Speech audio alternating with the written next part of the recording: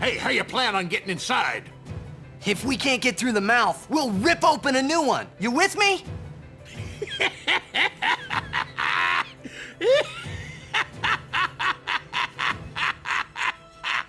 Now that's what I call a plan.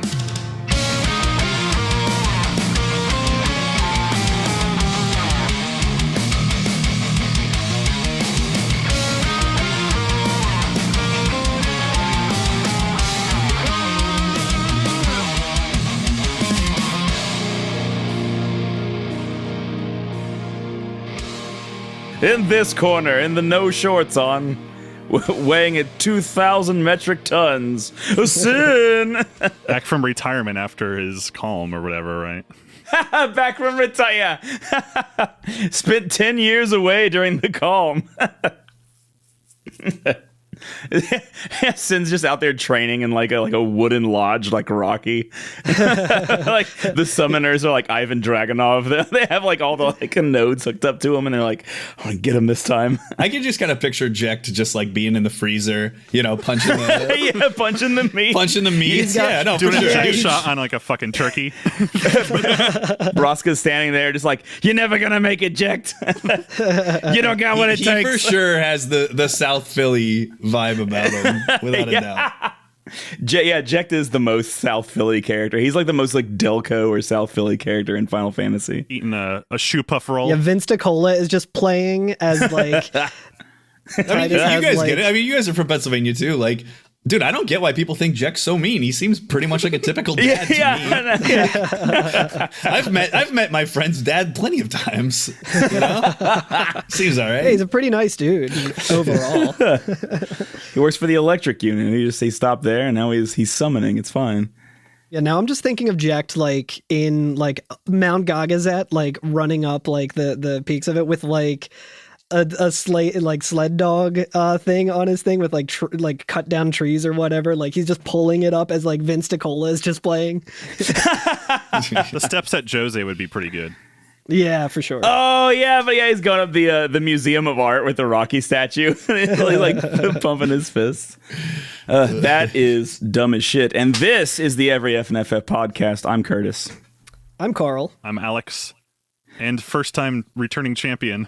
First time, yeah. First time returning champion. Hey, you know what? That's actually not that misleading. This is the second time I've been featured on the podcast, although it'll be the first time I've ever been on the podcast. Yeah. My name is Muttski. I'm a Twitch streamer that frequently plays Final Fantasy games. And are you currently a world record holder? I currently, at this very moment, for this moment in time, have the fastest time in Final Fantasy VII on the PS1 version. Hey. For now. We'll see. I don't mean to alarm you, Muttski, but the last time I made an announcement that I had a world record in the speed run, like a couple days later, it was just like, and it's gone. Yeah, that's why I was like, for now. Next week, we're going to find out Dr. Mustache is also speedrunning Final Fantasy VII. Dr. Mustache. He has a t-shirt that says mine and Carl's face on it. Yeah, he's like, I just watched this speed run for the first time, and I realized you weren't doing this speed tech where you can just iframe through everything and go your top speed through the entire game of Final Fantasy VII. I'm like, shit. He has a chart. It's like on his refrigerator where it has a picture of Carl's face with an X over it, and then there's a picture of Muttski's face, and he's just like, next. It's just like a wall of pictures. It looks like something out of A Beautiful Mind, or he's just like, right, what's next on the list? Funny story about that movie. My sister's ex-boyfriend was in it, and he had a really big ego about that, and that dude sucked. So thanks for coming on, man. I mean, if users forget, like you mentioned, I think we featured your song about carry armor in our first season. Yeah. And so, that was the first time I was ever technically like up and featured on the pod, even though, I hadn't been, speaking with you guys on it. But yeah, you guys played my song. I thought it was pretty awesome. Obviously, the song was just a big gag, and it's not like some crazy viral video, but within the community of Final Fantasy, it was like way more popular and well received than I ever imagined it was going to be. I made it in 2 hours. I did the whole thing in 2 or 3 hours. I was just like, I think that everyone will get a good kick out of talking about why every Final Fantasy game sucks to speedrun. Right. And I needed an epic song to do it with, and I needed something that would be long enough to give me time to have a build up and then just rip on all of them. And so that MCR song was just kind of like, just kind of fit the criteria. Yeah. That's and awesome. as I think Curtis and maybe you two probably know, I'm also like completely unapologetically a diehard pop punk fan and will be until the day that I die. Yeah. Pop punk will never die. But yeah, thanks for having me. I really appreciate it, guys. Yeah, absolutely. So, as we always do when we have a guest on, can you tell us about your history with the series? Yeah, sure, of course. So I actually, unbeknownst to myself, I played my first Final Fantasy game when I was actually really young, which was Final Fantasy Mystic Quest. It was the first one I ever played, Ooh. but I, was like 5 or 6. I didn't really even know what the game was all about. I just knew that I struggled with it, even though it's not a particularly complicated game. But, imagine a 5 or 6 year old not being an incredibly strong critical thinker, whatever. And then it wasn't until later. I have two adopted brothers, and one's considerably older than I am. And we got a PlayStation. He got an FF8.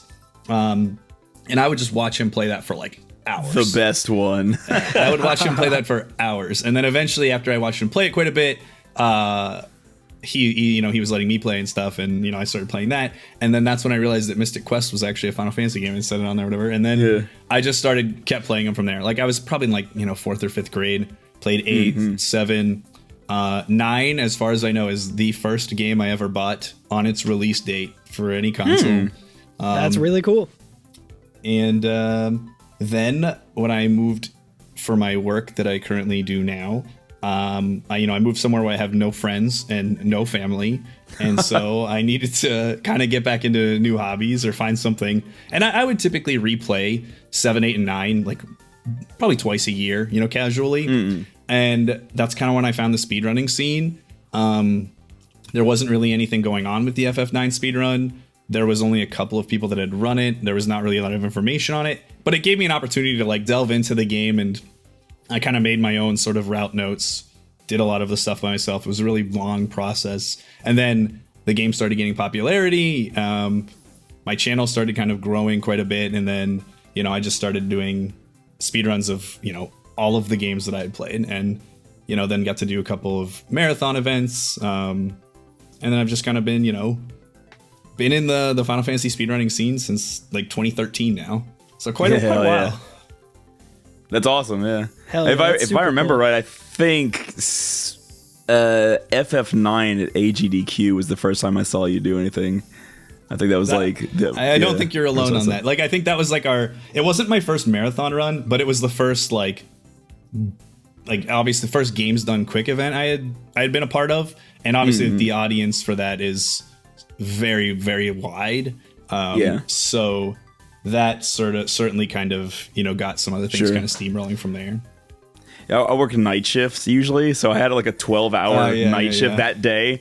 And so I remember like going in and being like, yo, they're playing FF9 like right when I get to work. I'll be there the whole time. So I just like did all my work real quick and just sat down and was like, all right, I'm going to watch this for 9 hours in a row.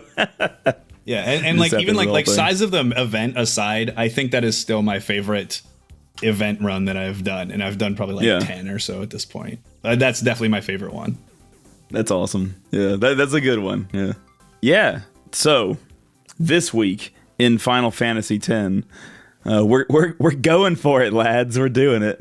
We're doing it. We're aeoned up. We're all aeoned up. Who is the final aeon? Is it Mindy? Mindy. It's Bindi. Mindy's Was it the last Karl one. Marx for you? yeah. Carl named it Karl Marx. Yeah. I was like, cool, this fits. That's right. But yeah, so like we were saying, we always go to Sid and talk to his Sphere Oscilla Finder to do anything, SOF. right? The SOF. So today will be no different. But yeah, so we're done with pretty much everything. Well, not everything. I mean, there are like some extra bosses that we can still do, like the super bosses, but they're so like they're so like ridiculously OP, and you have to do so much grinding at the end that's like, well, let's just talk about up to the point of no return. Like, we'll deal with that later. That's like another game's worth of BS to get through. There's other areas we have to monster hunt in first. So Yeah, I we was just go gonna to- say we can't Yeah. unlock them yet. Yeah. I mean, the only reason I actually wanted to come on anyway has nothing to do with Final Fantasy X. I saw that in the last episode that I listened to, Curtis kind of ended on a call for people to play Bravely Default 2. And, so I obviously have been on that. So that's kind of why I'm here now. Oh man, now I That's do. the real deal. Oh, now I do want to talk about subterfuge. Bravely Default too. No. Damn it! Slide into my DMs later. Is this coming out on April 1st? We could we could give him a real hard left on this and just be like,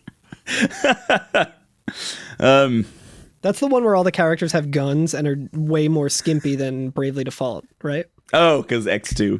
Gotcha. It took me a minute. I was Oh, like, on a Shadow the Hedgehog. yeah, Shadow the Hedgehog. I'm glad we have webcam on so you can see the eyes rolling into my back of my head. But yeah. So if we go up to Sid, right, and finally pick Sin from the list, because like Sin is just a location that we can go to. Ever since we've been able to use the airship, Yeah. Ever that's since been our first location. So, and I also do want to point out before we actually pick Sin on the list, Sid says something that I think is really cool. He says, "The final showdown with Shin. I say, let's get this show on the road," which is a really cool line. But anytime you want to fly the airship, which if you're doing side quests and stuff, you're gonna hear every fucking time that you need to go anywhere. So it really loses its like gravity like pretty quickly. In a way, I'm sad to see it go after this, frankly. Yeah, it's true. It's the all bed version of "Stand clear of the closing doors, please." Mind the gap. yeah, right. But once we talk to him, he says, or once we pick Sin, he says, "Well, this is it, eh?"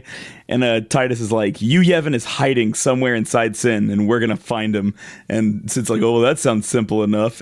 And Titus is like, "Simple's just the way you like it." And I'm like, Hell yeah. I love this like newfound like energy between Titus and Sid. It's very You could say it's a simple plan.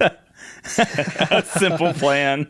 You can go ahead and make a mark in your Speaking my notebook. language now. But Titus is just a kid and life is a nightmare. Oh, that works on so many levels. Or is he a nightmare? Hey.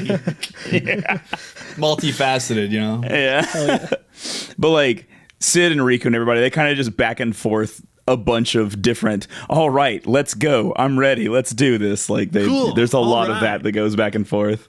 Vince Ticola starts playing in the background. It's pretty cool. Some right-ons are in there. Hey, and then the greatest moment, if you guys are familiar with like Say Anything, Sid is about to like say anything all of Spira. He puts his boombox up Yeah. right up in the air and is like, it's time, everyone. And they start booming out the hymn over the airship. So that thing that we like told Shalinda to tell everybody that like, oh, there's gonna be a singing airship in gonna the be a sky. sick show tonight. There's gonna be a sick show tonight. Ask a punk. It's everywhere.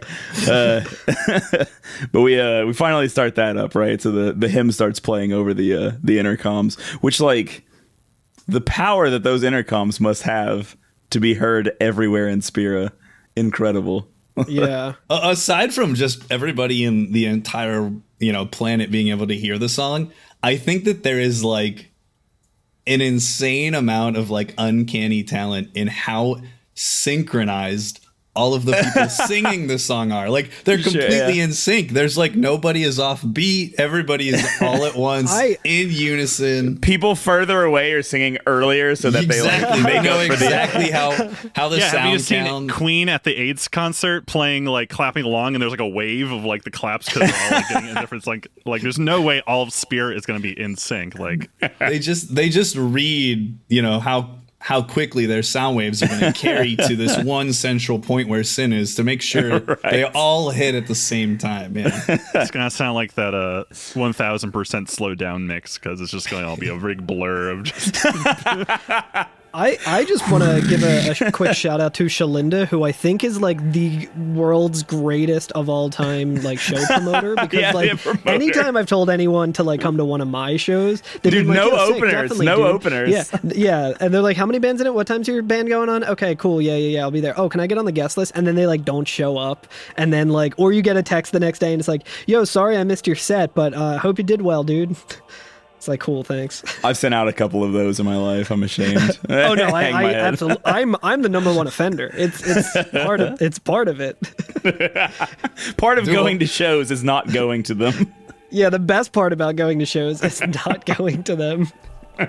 Also, I'm curious where they got a nice recording of the hymn. Oh yeah, you mean like in the 8-track that he pops it in? You just put on a sphere. Is that That's fine. Yeah, he went to- oh, that's right, music they went spheres. to We got Luca. those. Yeah, they went to it's- Luca, and They stuck around with analog. They never went to digital. It's all. Right. Everything just sounds better on spheres. Yeah. It's like a vinyl, but in 3 dimensions. But yeah, Sin does appear, right? Like he just like rolls on up out of fucking nowhere. My favorite part, whenever it approaches, if you guys pay attention in the FMV, so they fly up and it cuts to kind of like this camera scanner that the Albed have, and they're like scanning his face, but like it just kind of looks like the reticle is jumping all over Sin's face, and it's just like, yeah, that pretty much all looked bad. Like, All signs bad. yeah, basically they're like, yeah, this is bad. All right. Sign us yeah, up. it's just trying to lock onto like an eye as a weak spot, because that's always a weak spot in games, and it's just like, oh fuck, this guy's got way too many eyes. Yeah, I was about to say, it's like my my camera has like eye tracking on it. I'm like, oh god, which one do I lock onto? Yeah. Sin walks into a Lens Crafters. I feel like Sin looks kind of cute here. Doesn't matter. You know what?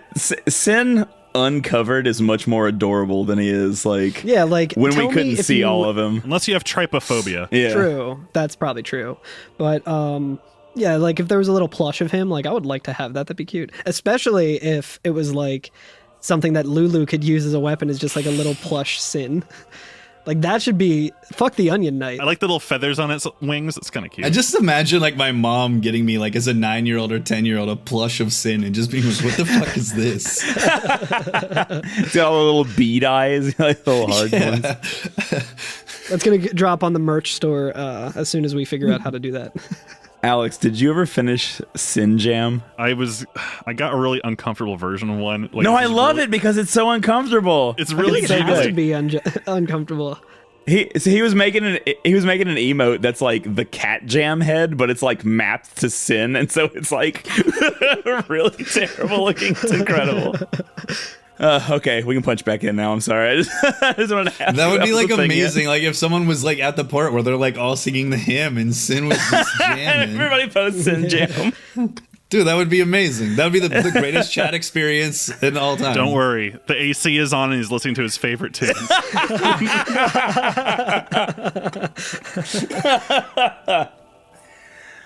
Oh fuck. I like the really dramatic pause that happens when like it's zooming in and like panning up to like Yuna and everything. She's just kind of standing there like in silence. I think I was like, Yeah. did my game fuck up or something? Like, Is this when we're on top of the ship, or no. This is right before we like start zooming in on Sin and everything. Okay, When, this when is the Lulu's like, "Oh, a singing ship in the sky."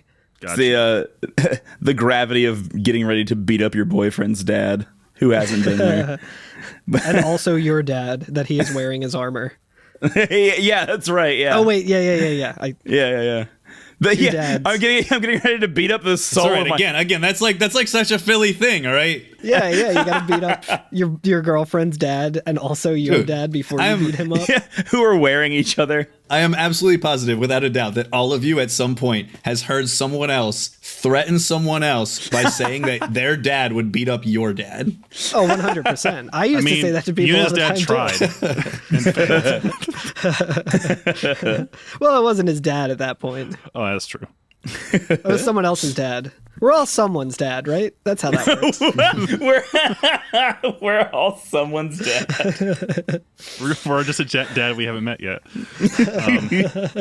So anyway, I like this We're gonna- weird interaction, which is like, yeah. So like Titus is like, all right, we're going in, and Waka asks, how are we gonna get inside? The easy way. How else? the easy way, which It's I like, guess it's is simple and it's easy. Let's go. It's like, I guess guns. Yes, like I don't know. That's what I imagine he's thinking. He's like guns. We just shoot a bunch of guns at it. It's fine. That's how we get inside. Yeah. yeah, I mean, I guess his Xanarkand is kind of like America, so that's his answer to everything. Well, I mean, actually, you know what? When he does run toward the elevator, Sid says, "How do you plan on getting inside?" And he says, "If we can't get through the mouth, we'll rip open a new one. Are you with me?" And like cool Sid line. like laughs, and he Sid says, "Now loses that's it. what He I loves call a it. plan." Yeah, yeah, he loves it because he's always about fucking blowing shit up. And like, and brother. And did you like brother is in the background? Brother like leaves the cockpit, runs up behind Sid, and just like muscle man flexes right behind him, and he just goes, "Father, I know what to use." I didn't even notice that. Dude, brother is the sickest character. He's the best. He's got some sick tats. Brother has some pretty solid moments. Yeah. Yeah. He's got some big energy, and I respect the hell out of it. Yeah, absolutely. There's actually a lot of like Philly dad son interaction here going on with Sid and brother too. Like later on, it happens too. Yeah. Yeah, right. Yeah, So Sid says, "I won't tell you to be careful. Do your worst, kiddo." I like do your worst. That's good. That's real good. But brother actually like in Al Bhed says, "Wait," and then he clears love his throat this. and in I guess it's not English because there's no England in it. In common, in our language, he says, Riku, you guard. I appreciate that. Yeah. telling Titus to like take care of Riku. Yeah, yeah. Yeah, it's really nice. Yeah. But yeah, so we're able at this point to go up onto the bridge and begin the battle, but you can also like run around the ship and talk to the Albed. You can talk to Rin, and like Titus is like, "Are you really selling stuff right now? Is this the time for that?" And Rin's just like, "There's never a better time for that. This is the only time for that. Let's do this Yeah. thing." He does Yeah, say he's rebuilding like, home. Yeah, we Yeah, need to right. rebuild home after this. So They're Yeah. homeless. I'm trying to see, is there anything that the Albed say that's pretty cool or anything? I mean, the jogging blitzer does say, "I do not run around in panic. Hope for the best. Prepare for the worst." just stay in That's shape. just, that's Gotta- cardio. I think That's- yeah, that's just not the panic. fact that I think just the fact that Titus is like, you know, questioning Rin selling stuff in the corridor, but like still like if you wanted to, like you can just go play Blitzball for an hour right now, like you know, like We still, I think, can go back to the SOF and go wherever we want if we. Can we really? I mean, maybe, I don't know. no, I think you have to talk to Sid in order to do that. So like that is not available now, but it becomes available like soon, like shortly after this. yeah, I think like after this segment like finishes, I think It's like, pretty yeah, it's much- now the best time. It's like, we've been trying to fight Sin as of my game for 50 hours. We've been ready for this, and I've just been dicking around literally all of Spira, riding fucking chocobos and playing blitzball. And He's yeah. been waiting for this for 10 years. He can wait another 30 minutes, all right? Yeah. Biggie. One thing one of the Albed says is really, I thought it was really cool. He's, it's like the guy who looks like he's in like Borderlands. He says, the gravity, it bends, and with Sin at the Yeah. center, which I was like, Ooh. that's fucking I do like that scary. one, yeah. Yeah. It's like a black hole or something. Yeah. Yeah. Well, he's so massive, right? Like he's just bending. Yeah. He's got his own orbit. Which is kind Yeah, of funny right. and ironic that like everything that comes out of the mouths of psychos in Borderlands is completely unintelligible and like lacks any introspective thought at all. So it's like a nice little flip in the script. They give this one like this like really, really profound depth of, you know, conversation. So Nice little dash of world yeah, building. yeah, dude, the symmetry in the world is beautiful, right? But yeah, so we can run out. Oh, sorry. Go ahead. No, yeah, I was about to see what you're about to say, so go ahead. I will. Yeah, so we run out onto the bridge. before that, sorry, oh, you sorry. son of a bitch! There's one Albed who brings up an old favorite that we haven't thought of in like An old forever. favorite. Yeah, he says, "You will fight Sin close. No, beware, it's toxin." It's like, I'm Oh, not yeah, really the worried good about old the toxin. at this point. Man, we used to have such good laughs about the toxin. What I a was like, I season it's literally been. forgot We about are the now toxin. full on toxin deniers. Can't enough that shit. Yeah, I'm sitting here debating how much like joke I want to like could do with that, and I'm just like, no, let's just It's leave like, it. damn. It's like, damn. If this shit wasn't still going on for like a year plus now, then Yeah. We've done this. This entire season has been in quarantine. Yeah. Yeah, some of the fucking Final Fantasy 1 season has been in quarantine. Yeah. as well. Yeah. It's insane. It's true. Ugh. Yep. So we get onto the bridge. Take it to the bridge. We took it to the bridge. Yeah, take it to the bridge. That's a good music joke. Anyway, Does Wanzig know yeah. who Timbaland is? write it down. Yeah, I just see Muttski making a mark. But yeah, so we run out, and Riku mentions that she can hear the hymn, and like, on one hand, obviously, because it's playing from the speakers on the ship, but Lulu clarifies that, like, oh yeah, I can. Shalinda must have told everybody, and I'm like, oh okay, they can hear the people on the ground singing the hymn. I guess, right? Maybe. Yeah, I think so. That's kind of what I took for it. Again, I also just want to bring up how like much of an MVP Shalinda is, because I usually tend to leave shit up to the last minute. So if this were me, I would probably like wake up. You and hear the fucking thing going, you're like, oh no, I'd be like, oh shit. Oh my god, I forgot about the game. But before we actually fight Sin, there's actually a really cool little scene where Titus walks to the end of the bridge. I've been saying the bridge. This is not the bridge. This is the brig. The This brig. is the No, this hull. is I guess the it's the whole hull, deck. the roof. We can just call it the deck. Yeah, it's outside. Yeah, deck sounds Yeah. reasonable. Yeah. But he walks to the end of it, and he has that sphere that he picked up on Mount Gagazet, like right before we went into Xanarkand that Yuna dropped. And like he shows it, he holds it up and says, Yuna, you don't need this anymore, right? and she like looks around on her like person, like, oh shit, is that mine? Did I Like drop she's checking that? for her keys. Yeah, her keys or her wallet or something. Her AirPods. She's like, shit. Right, and he just throws it overboard, right? He just like throws it off, which is, I like that. It's a very good like it moment. came off really rude to me. Like, hey, Yuna. It is very rude, but like yeah. that's kind of like Titus's MO though. I mean, I think it's just the weird, like the tone and also the realization, like, oh my god, you read my diary, and just like throwing it overboard. Yeah. It's kind of shitty. She's like, I almost told you that I love you in that, you asshole. He just whips it like a frisbee. Yeah, but he also has like a complete disregard for the fact that they just called all of these citizens to come out and sing this song. Like that's killing somebody. 100%. Yeah, absolutely. You know when they tell a kid like don't throw a nickel off the Empire Yeah. State Building? Yeah. That's Titus. That's Titus with this spear. He's just like fuck it, whatever. the thing's like a medicine ball. If he dies, he dies. But yeah, Just we like get like Hans Mole Man standing there, and he just it's like looking up. He's like, huh? But she nods and understands, like, yeah, okay, like we're past that point. Like, but she's also probably acknowledging that like he knows what was on the tape. yeah, right. And it's also like she's like, okay, this is like, I would only need that if I were to complete the final summoning and die. You know, like yeah.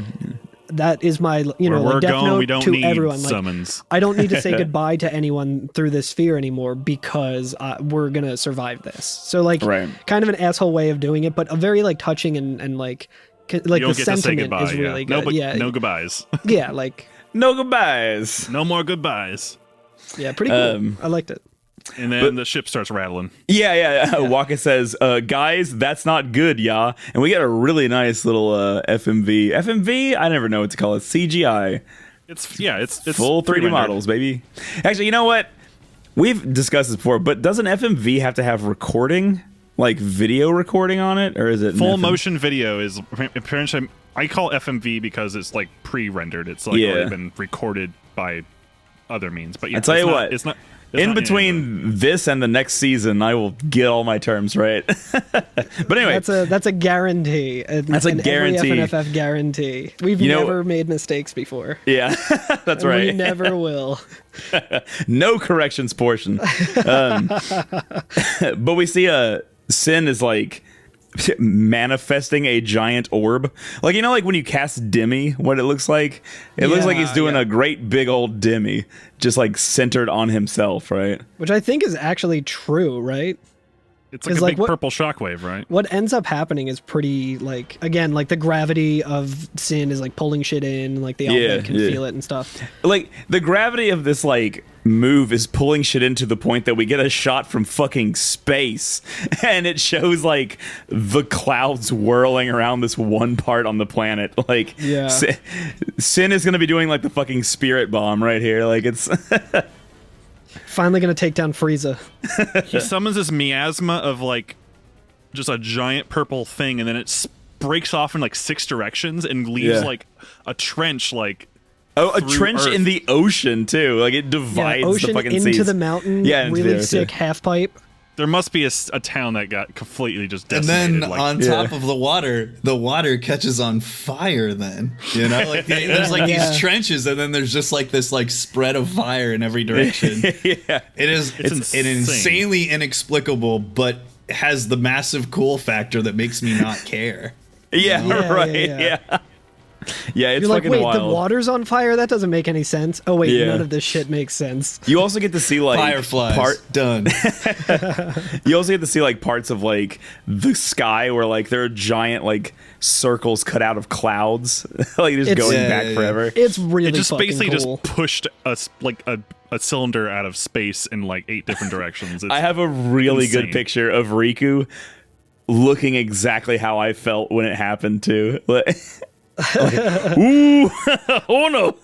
I thought you were gonna Yeah, do this yeah. one where she's doing the pog champ face. But it's sucking energy in, I guess, because I mean that's the nature of when you make a vacuum, I guess. But you make 8 vacuums that are like thousands of miles long. Right, yeah. Yeah. That's And, like- wild. I mean, just conceiving that, like, I love this weird kind of sci-fi stuff where like it's something I'd never seen before, which is Is always this- exciting. And when all of this is happening, isn't there a part where it just goes completely silent? Yeah, it like basically Yeah. wipes out like all the sound, and there's like you hear like essentially nothing for like a solid like 20 or 30 seconds For long enough And to then- for you to be like, my game is crashing. Because Yeah, that's what I yeah. thought. No, for I was real. like, too many And then save files. eventually I think it cuts to Riku, and you hear like Riku's like dumbfounded kind of noises, like what the hell is going on kind of thing. Yeah. Yeah, this was too. Oh yeah, and like you're right. The fire, there's like a fiery kind of like ripple that does shake the ship because they're kind of caught in like the shockwave of Yeah. either like the thunderclap of like everything kind of collapsing and the vacuum it kind of left behind. It's wild. Sin just really, really loves the hymn of the faith, guys. This This is shit his version of slaps. moshing. Yeah. Let's open this pit up. But yeah, and then like in classic Titus fashion, like the next scene we see of Titus is he's like passed out and waking up again, because that's just like the shit that he's best at. It has the same kind of like view as like when you get a game over, and it's like Yeah, on it is, yeah. like above Titus and like zooming in, and like I was expecting the game over thing to come up. You Yeah. missed the quick time event. Yeah, right. But he stands up. He's still on the deck, and he sees Sin, and Sin's pretty close now. And he says, "Damn you, old man!" And you hear Sid on the intercom, like broadcasting out over the deck. And Sid says, "Hey, I saw something shine at the base of Sin's arm. I reckon it's a weak spot." And then we start getting like, we get the suck again. Convenient. Yeah, convenient. Fellas, don't you hate how your weak point is always just shining? Your glowing weak point, yeah. But then like Sin starts literally like the whole gravity thing, right? Like he starts pulling us toward him, right? Like the whole Fahrenheit's being pulled towards Sin now. Or does Sin kind of just pull up next to him? Well, I say that because Brother says we are being pulled in by Sin. Oh, and then and Riku starts. during the final fight when you're fighting him, he's like drawing the airship towards his face, basically. Yeah, Like the very, very last battle. Yeah. So like Oh, that's why I kind of figured it was kind of like that, where like I think he's like kind of sucking you closer. As he is one to do. giving you the suck. And Brother is like panicking. Yeah, you said Brother says shoot. And this is all in all bed, and like Sid says, what? We are pulled by Sin. And Riku confirms Sin's pulling us in. Everyone back inside, and then guess we get to recoup before we actually go and fight Sin. No, Brother says too late. It comes. Oh, Yeah. Yeah. And then we are in Although- a battle with fucking Sin. Yeah, we're in a battle, and the other Albed before we get on the thing is like, make sure you have all your equipment ready before you go outside. Like, Yeah. I mean, it one of was them pretty does say obvious that we were going to get into like a pretty big battle here, so like they Yeah. you know they made sure to give you plenty of hints to make sure you were ready for There's it. Yeah, there's right. like two different kinds, right? There's the one where they throw this very obvious save spear out, and they're like, wink, wink. And then there's this one where the guy's like, you menued before this, right?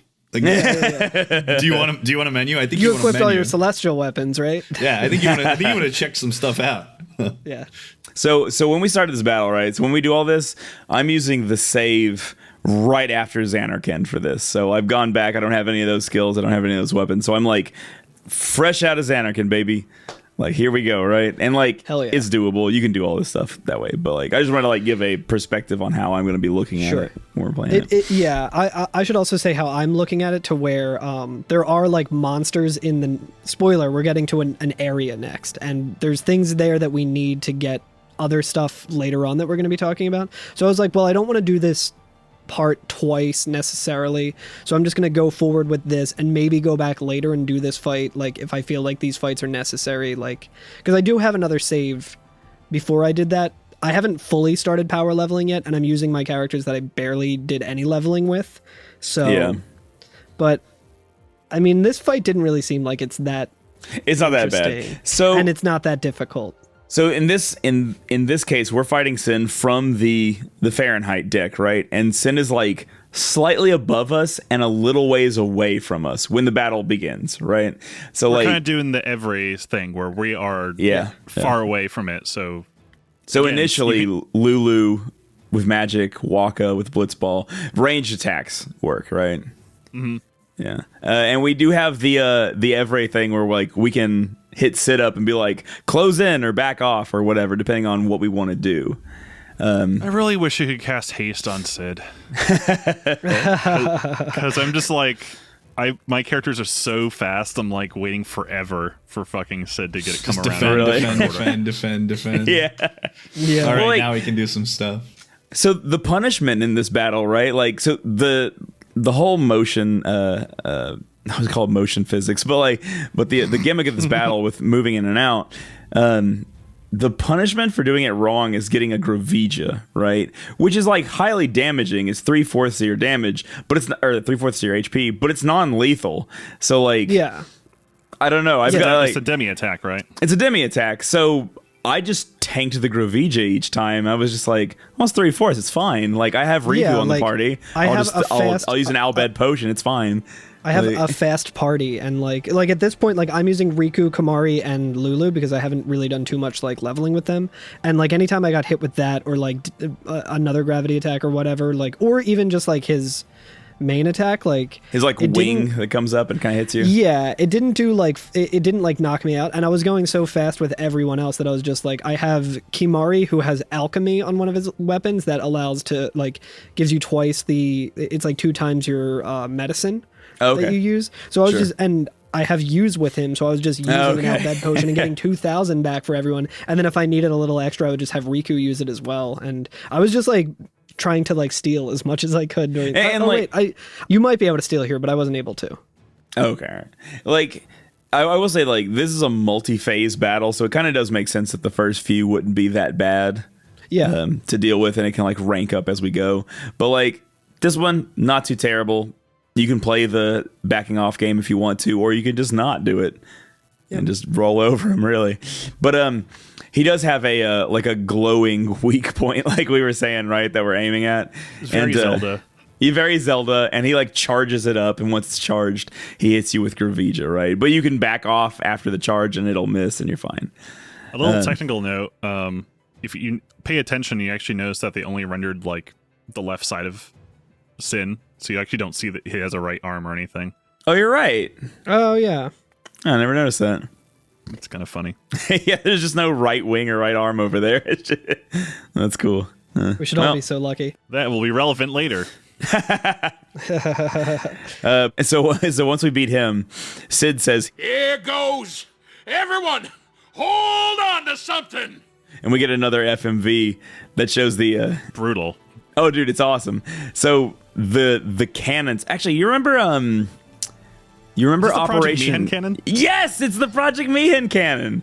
Project Mihen. Or Operation Mihen. Yeah. Because I I was was like, gonna say, hey, it's like the cannon from the Swordfish and Cowboy Bebop, and then I realized, like, wait a second, I made that comparison before. Like, yeah. Because like when the Albed were getting their special weapon ready to fight Sin at Operation Mihen, like you could see that big like jousting lance like gun, right? And I was just like, oh, it looks like a fucking jousting lance. I don't know what the deal with that is. And then this is that, like, it's the same weapon that's just mounted onto the side of the Fahrenheit.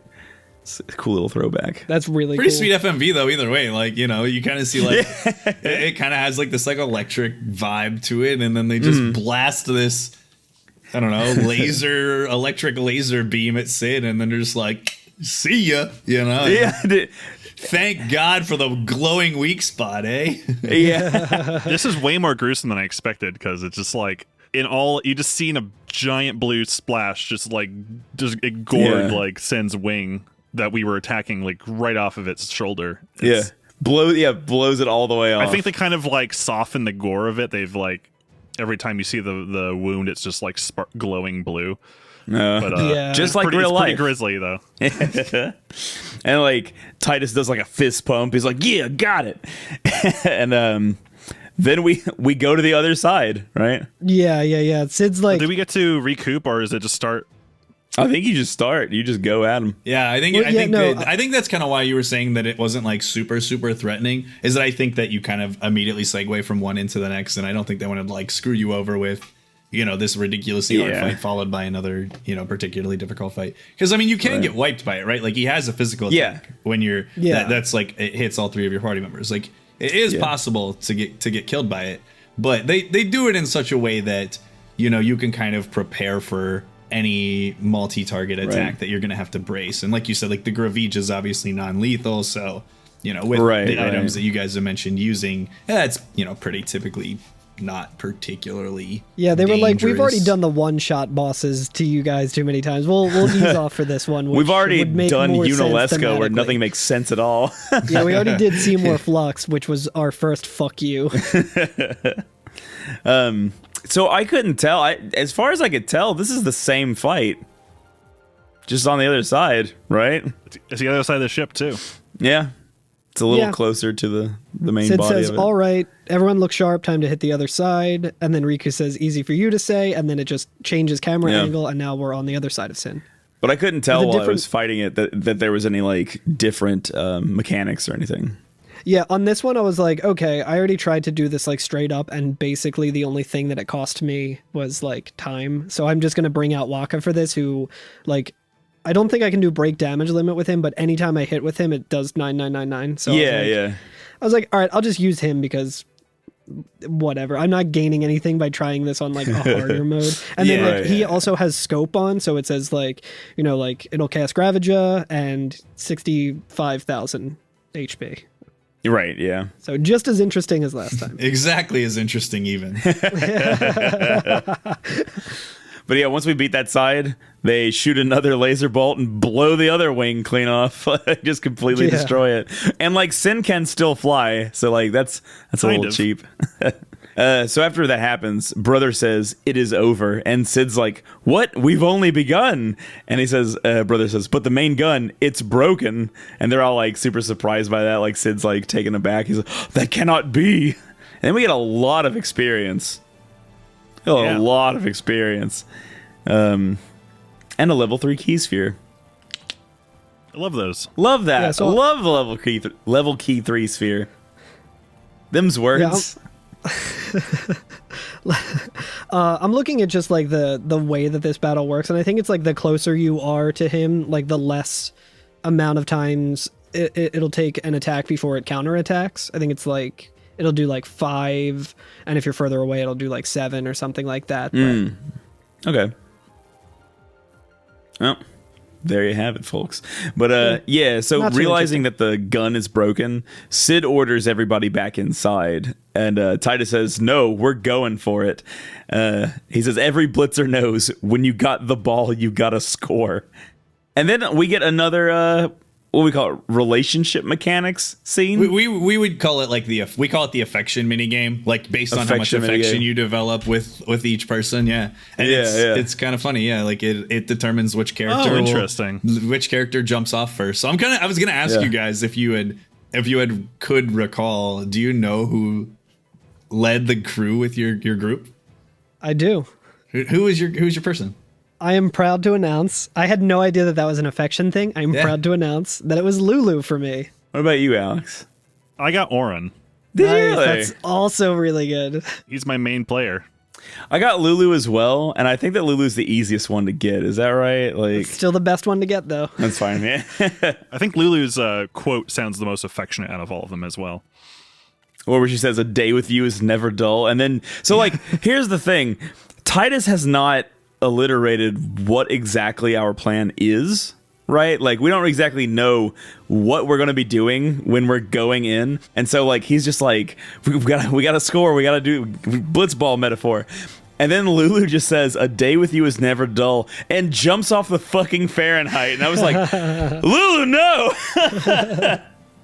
But the best one, if you ever get the chance, if you ever replay this, just make sure you talk to Waka all the damn time. If you get Waka to jump off first, the greatest thing is that the falling order remains the same no matter what. So Waka will be the last person to fall.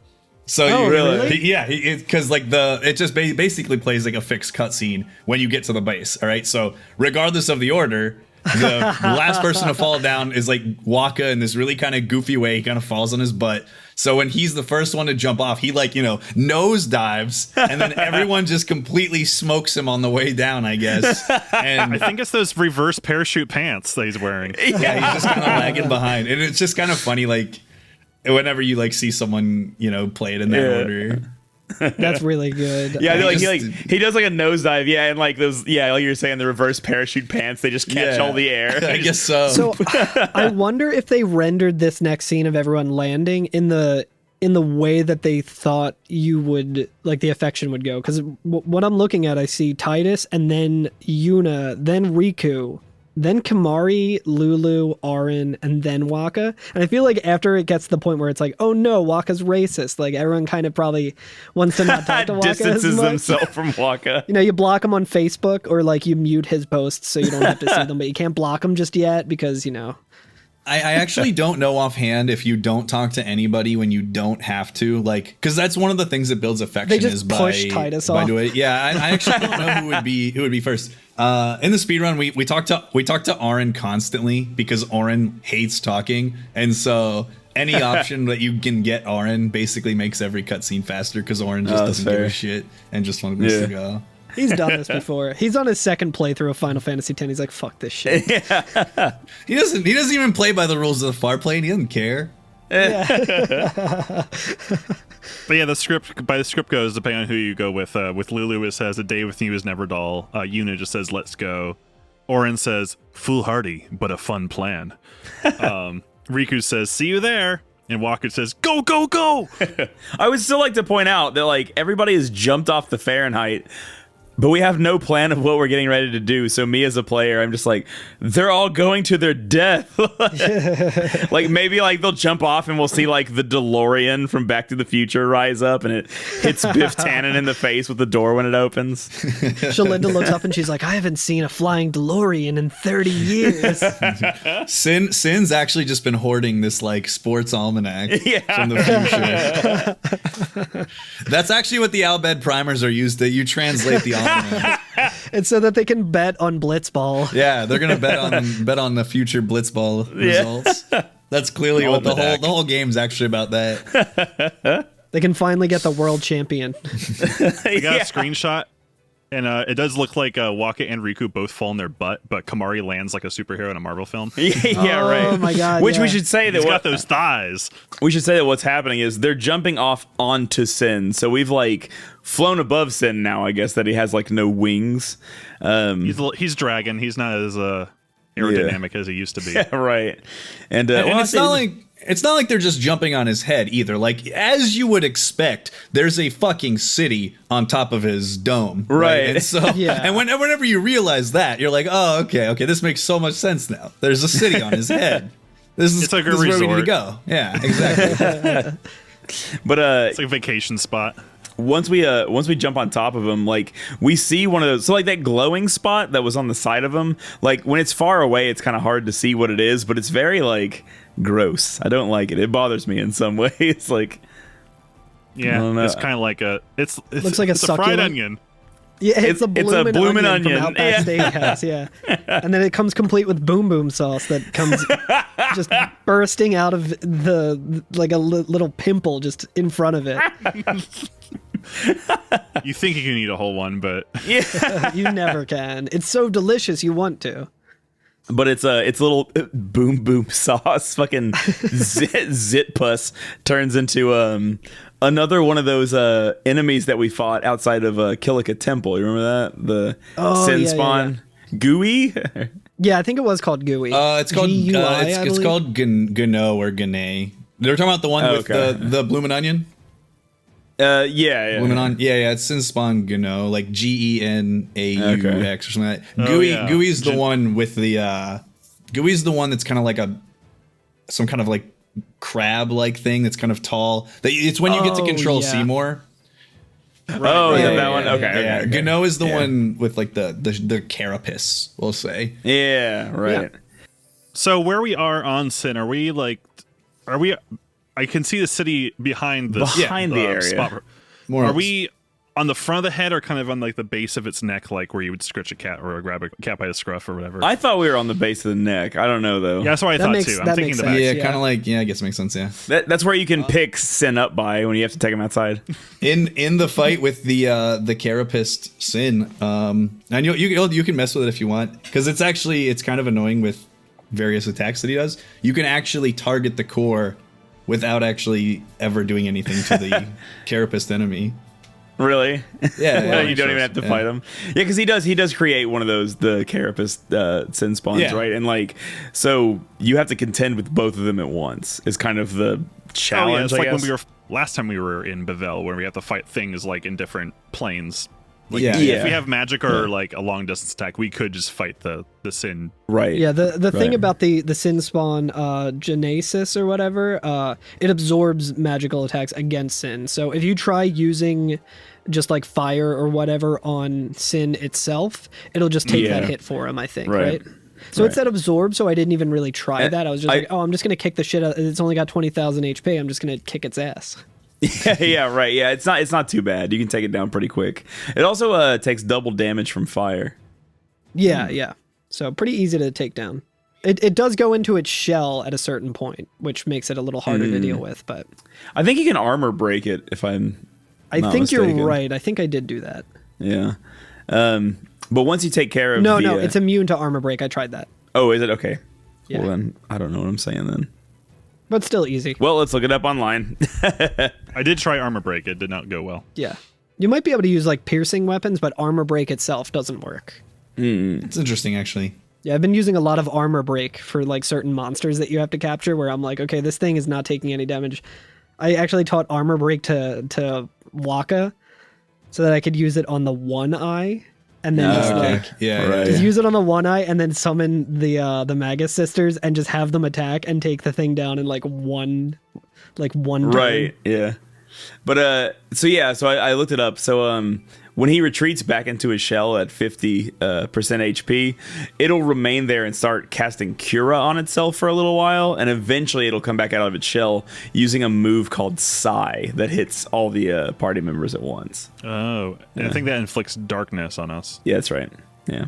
But then like after that point, he doesn't go back into his shell when you get him like back past the 50% mark. So then you can go ahead and beat the rest of them and then continue on to the main little pustule that's on Sin or whatever, which is just Yeah. Sin, right? Like it's just called Sin in the Yeah. targeting menu.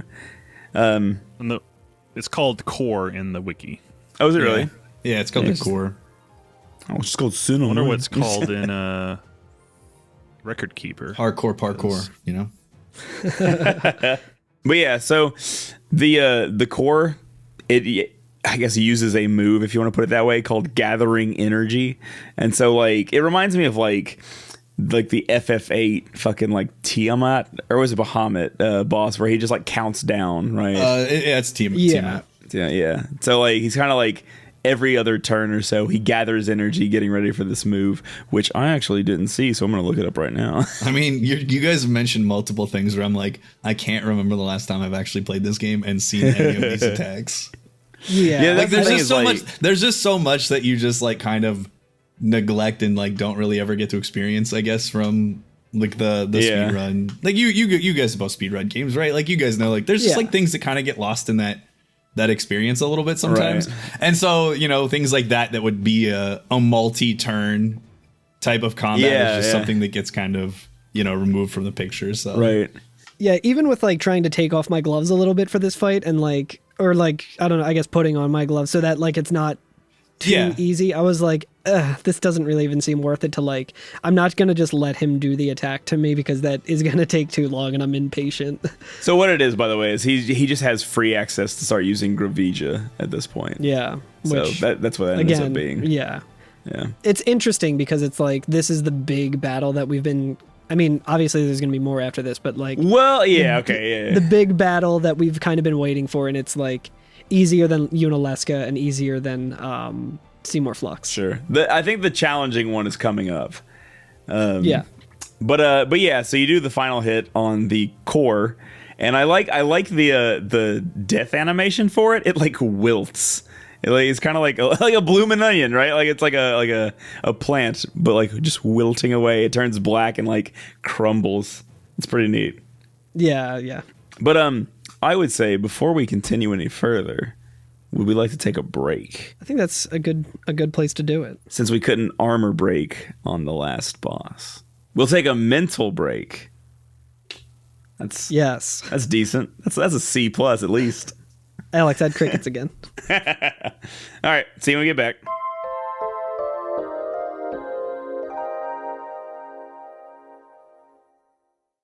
So we just kicked the shit out of Sin. Got him. Done. Credits roll, baby. We destroyed him. He turned into some sort of like pudding, and now we see this like really cool FMV of him just like kind of eating shit and like falling through the skies. He is just eating shit. He just fucking tripped. It's actually really beautiful. Like it's like, I don't know if this is like Sin's blood or whatever. Like it should be ultra violent. It's but the blue like, goo. I'm telling you. It's the blue pudding that's just like very beautiful, and it's like it. I don't know. It kind of looks like stars are like being emitted from behind him as he's falling. It's like those snow globes or like those weird. It reminded me of like very Y2K when this one came out. There's like those little squishy jelly toys that had like. Oh yeah, I remember. But inside they have like very fine like mirror glitter in it, and it's like yeah. Make it it's just coming out of his ass, basically. As he's like, unless it's all fireflies. Unless this is all fireflies, because this is pretty far away. Pure uncut fireflies. Of all of his victims. That's like the pure, unadulterated answer for everything in this game. So it's true. Yeah, fireflies. But he literally does just eat. Not literally. I guess he doesn't actually. Yeah, he's not the literally kid celebrating. eats shit. He literally finds a pile of he was pudding just and just jams it in his mouth. He was just excited that the Philadelphia Eagles won the Super Bowl, okay? He was very excited. The crowd was egging him on. There was some police horse shit right there in the street. What would you do? No, I'm just kidding. I will not defend that fucking guy who did that. That is indefensible. Well, he literally figuratively eats shit by just he just God damn it. Anyway, he crashes into the ground just north of Bavel, and there's like a giant pudding cloud that comes up. God, I can't do it.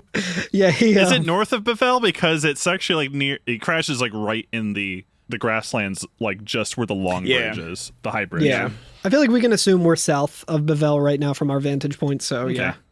I just remember when we first saw Bavel, the bridge was facing downwards. I don't know where it is in relation, but yeah. But it barely misses the city. But I'm sure there is some guys like, I'm gonna go live on the outskirts. Yeah. yeah, just got his shit fucking crushed. I've had it with these big city folk. And so after that we get the experience for that last fight, and we get our rewards. I got 2 return spheres, 2 MP spheres. Yeah. I got a blessed armlet and a light ring, which is pretty cool. Blessed the crystal's armlet. That's right. And then the scene cuts back to the bridge, the actual bridge, not what I was calling the bridge earlier. And we see Brother, and in Albed he says, "Father, I cannot believe what I see." And Sid says, "Believe it, son. Date bayo." That's my fucking weeby thing for the day. So there you go. No, I don't like that. Cut that out. That was bad. Anyway, he does say, "Believe it, son. They've done it. It is happening." And he does the Ron Paul gif, where it's all happening. And and so like the party comes back onto the bridge, right? And like we get our congratulations and everything. Brother sees Riku and he says, "Riku, excellent." He's like excited that she's still alive. Yeah. Pretty cute. I like that. They have a very like Bart and Lisa Simpson thing going on, where they yell at each other, but they're like tight too. So Yuna says, "It's going to come back, isn't it?" I know. And Sid's like, What? You're kidding me. and Titus explains to Sid, because I guess Sid wasn't there for any of the explanation. He goes, no, we have to beat the guy inside of Sin. The Crusaders would be out of a job if it was this easy, huh? I would really like to see them try, honestly. I call that bluff. There's no way that the They're still Crusaders around, are right? ever orchestrating anything even sort of like what just went down. Yeah, right. Especially because we barely even I've seen their orchestrated it. combat techniques, and no, it's not happening. Waka was freaking out at the moment that anyone suggested they use any kind of advanced technology in Machina. Yeah, Waka's right. like, "What the hell, guys? Let's take it down a few notches. We got some spears over here." Guys, we're all having fun here. No one likes having fun more than me, but we can't do this. Yeah. Yeah, I call. Waka's We comment, just need call. 2 guys with flamethrowers and a big robot with like real big legs. That'll take We care got of him. We need that, but like 7 waves of it. But yeah, like so the party's just kind of commenting that like, okay, we need to do the rest of this. It's not over yet. And then we actually are allowed to walk around the bridge again, right? And we're allowed And we- to go anywhere. And play blitzball. Yeah, man, you gotta unwind a little bit. Which like whatever. He doesn't have wings or whatever anymore. It's fine. Like where's he gonna go? Yeah. Yeah. It's fine. This is like when a lot of cool new dialogue opens up, which is interesting. Really? Yeah, if you talk to Sin, he says, I just flew in from outer space and boy are my wings gone now. Got no arms. Like, yeah, if you're going around, people are around Spirit are commenting on Sin, but yeah, you can actually, if Luzu's still alive, I found a cool little comment where it says, where you actually find Luzu in Besaid Village Overlook. Yeah. And he says, they say a flying ship gave Sin a good chase. Never let your guard down. Sin is the most evil of foes. And all we can Debatable. all we can do is pray that this ship of the skies can defeat Sin. So like a lot of people are talking about the ship very like ominously, like they don't know who owns it. Yeah, it's Which just is kinda some funny. ship in the sky. Yeah. Yeah, I mean, I feel like if like someone from the church ran up to you and was just like, you need to sing a church hymn when you hear it emanating from this giant ship in the air, like something that you've never seen before, like you would definitely be like, oh, it's the rapture, like it's happening, I'm still Right, here, it's the end of days. Sure, Sin's dead, but like something far worse is probably coming from that fucking ship. Well, I think the thing is though is that with these people like Waka, is pretty much like the example citizen, right? Like they tell him, listen, the teachings of Yevon say this, and for Waka it is now fact, right? And so if Yeah, someone right. like Shalinda rather came up to them and was like, hey, when you hear this song, sing the song, I am absolutely positive they'd be like, oh shit, Yeah, right. get your mics ready, like we're doing this, right? Like I think that there is like that element of their genuine commitment to the teachings, and Yeah, I for do sure. think that I think They're that gonna say the bit. yeah, they're all in on this bit together. It's gonna be insane. But yeah, no, if they were like, hey, you're gonna hear this rock star anthem that you guys love, get ready, like you need to be singing it too. And so I think there's some legitimacy in that they would just blindly listen anyway. Yeah. There's some, I'm sure there's some unity. I'm sure if word's gotten out that there's no final Aeon this time, guys. Oh yeah. I'm wondering if wonder. everyone knows that. Well, I don't know, because like Micah was the only one who knew, and he's dead, quote He unquote. retired, Yeah, he's Yeah. more dead. perma-dead. I do like you can find if Gata's still alive. He's in the Crusader Lodge, and he said, "I hear Sin made a real mess of Bevel. The far plains ringing with Luzu's laughter. I bet." I do like that. That's good. But yeah, so like Bevel can suck it.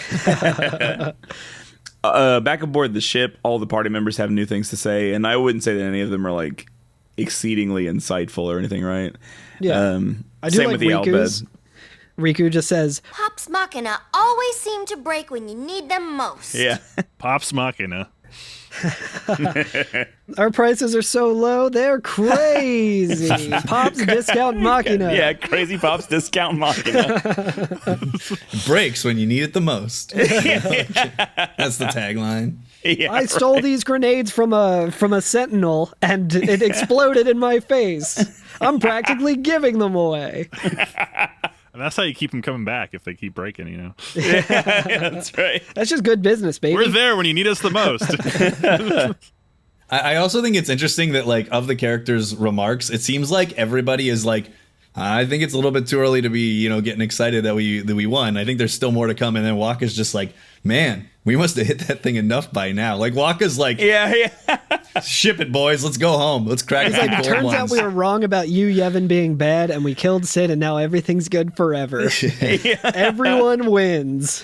He would be the Especially one me. that would be kind of like, all right, guys, I think it's over, you know? Yeah, it makes sense. Waka, what a fucking champ. But yeah, to continue the story, we go back out into the deck of the Fahrenheit, right? As soon as we walk out, there's a scene between Titus and Yuna says, I wonder if Sir Jack is in pain. Let's just end this. Quickly. The Faith said they'd help us, right? and she like says kind of like inquisitively or a little worried. She says, it bothers me the way that they said that. I mean, they've been fighting alongside us the whole time, but now they say they'll help? And Titus is just like, oh, I guess so. And she says, wait, Sin is reborn when Yu Yevon merges with an Aeon. Isn't that right? If I summon an Aeon, Yu Yevon will join with it. But at first, it'll be small, won't it? And Titus gives like a, yeah. Then we might be able to beat it without the final summoning. Yuna says, I don't know, what if Yu Yevon jumps again? And Titus says, then we'll take it down again. We'll fight him until there's no place left to run. And I like that, like, I feel like this is the final pieces of the puzzle coming together for, like, the mystery of FF10. Because, like, we've kind of figured out a lot of it at this point, right? Yeah, like, there's definitely the breadcrumbs along the way, you know, dealing with a number of the characters. And now here they're kind of like, you know. Yeah. I feel like, this is kind of like the final, like, the edge pieces on the puzzle, I guess. They're like, okay, here's what's getting ready to happen. Like, I see why the summons want to come out during this.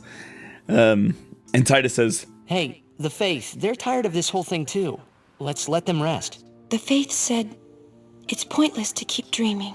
The dream will disappear, he said. What did he mean? And what is it that Yu Yevon is summoning from inside Sin? And Titus explains, but he says to her, the dream of the Faith. And I like that Yuna's sharp. She just says, you won't go away, will you? And I'm like, oh, she knows. She like put it together. And as soon as she says that, Riku comes on the intercom and says, Uni, guys, come look, something's happening to Sin. And then we get another FMV. But I like that, like, Yuna figured it out. You know what I mean? She's like, wait a minute, something's not right. We get another Titus Pog face. And I think it's an important moment too. Like, they don't want it to just come out of nowhere, like at the end, and just kind of have it like seem like Yuna just kind of like randomly figured something out when it's happening. And so I think here they at least give you a moment where it is very, very, it is abundantly clear that Yuna has kind of figured out the deal with Titus and kind of how this whole operation is going to kind of unfold. And then, you know, Riku kind of jumps in, cuts off the conversation before it can continue. Right. And now, you know, very conveniently draws your attention away from that conversation, kind of leaving it hanging until later. Yeah. Yuna's probably remembering that last conversation we had with Bahamut, right? Where he basically thanks Titus. And he was like, oh yeah, don't mention him. It was like, thank you for what? And like, so. Yeah, she calls Titus a bad liar about it when he's like, nothing's going on. It's fine. Yeah, you guys are right. Everything's going to work out just fine for all of our friends. So yeah, she knows that maybe like, I mean, he like Titus is kind of speaking almost like he knows the Faith, which is kind of like giving away like, yeah, they're tired of this too, you know, like you just got to think of it from their perspective, whatever. Like, hey, dude, what's going on? Yeah. Now this FMV that's coming up here is like one of my favorites as far as like the imagery for it goes. So like Sin like kind of use it. What does it have? It has legs now, I guess, but no arms. Anyway, it rears up using its strong abs. And flippers, maybe it's flippers. Listen, there's a reason that the boss was called the Sin Core. All right, he's got that. Those core muscles, those thighs. It's all coming together. This is how he gets up there. 1,000 years of calisthenics, it'll do it to you. Yeah, exactly. The P90X of Sin. That's right. I can't wait for P90X2. It's just, you know. I absolutely hate that. but I love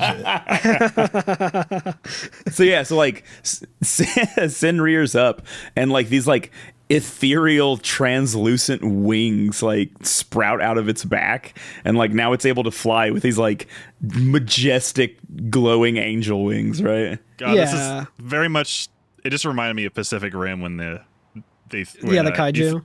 The kaiju where you think like, he got it, he cut his tail off, he got him pinned, and all of a sudden like his wings just spread out and just start carrying to the stratosphere. Like, oh fuck.